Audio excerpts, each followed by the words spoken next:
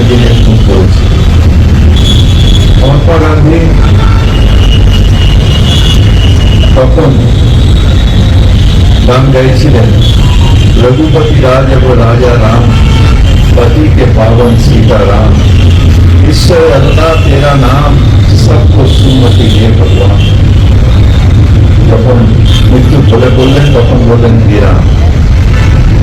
অর্থাৎ যারা খুন করলো তারা জানলো না যে কত বড় জিনিস, কত বড় পাপ করলো, কত বড় মানুষটাকে এই পৃথিবীর থেকে সরিয়ে দেওয়া হলো।